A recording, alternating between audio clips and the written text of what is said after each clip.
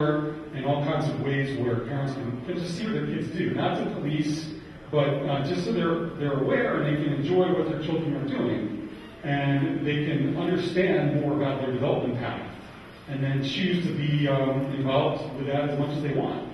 As opposed to, and Michelle, you talked about devices that, when we talk about Facebook, you don't want a situation where parents are saying no all the time or spying on their kids. But if there's, when you talk about the youngest ages, obviously kids aren't really that aware of those kinds of things. So when we talk about the younger age range, parents really do want to know what's going on. They want to know what their kids are learning. They want to be able to access that whenever they want. Same.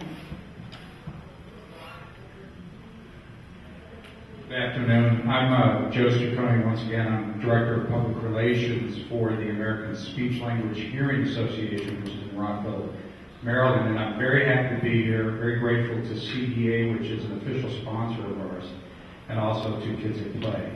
I'm going to make just very brief remarks because there's a brief video that I want to show as part of my opening remarks, and be happy to answer any questions later. But one thing I want to say is that we bear a message which is not talked about too much in place, such as CES, and that is the risk of hearing loss from sound. The Listen to Your Buds campaign that we have launched is directed at very young kids to teach them the skills to use personal listening devices in a safe way, which does not harm their hearing. And this is not just a concern of my organization, which goes by the acronym of ASHA, but is also a concern of NIH, Johns Hopkins University researchers, the European Union, all of whom have come out with recent studies which validate the concern that we may be raising a generation which is going to have noise-induced hearing loss sooner rather than later. And ironically, I know that there's interest in how we can have technology bringing people together. The old and the young may be sharing hearing loss unless this message gets heard about how you use these kinds of devices safely. Now, our Listen to Your Buds campaign is directed at very young children. There is a listentoyourbuds.org website which has resources for parents and other significant adults, for grandparents, for teachers, on what is involved with this issue. There are lesson plans there for teachers. There's advice there for parents. We also, through our 130,000 plus membership, most of whom are school-based, one of our members, audiologist Patricia Moisan, is here in the audience. She's with the local school system here, which is the 5th largest in the country. We're trying to reach teachers with our message that way.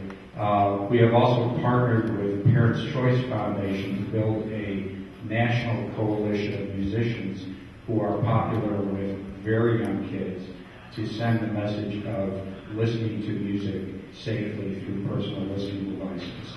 We had the first Listen to Your Buds concert in Chicago at the Museum of Science and Industry in November. The next one is going to be in D.C. during Better Hearing and Speech Month, which is in May. And the video I want to show is just a brief shot of the concert in Chicago. It featured Justin Roberts and the Not Ready for Nap Time players. So Michael, if you would cue the video, I'd appreciate it. One thing that you don't want to do is to not protect your hearing. Are you ready to get this started?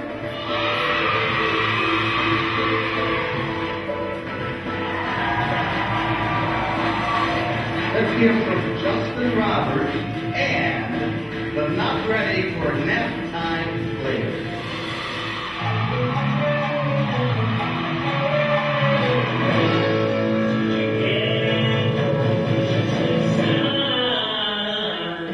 Nearly 1,000 Chicago area children turned out for this first ever concert of its kind.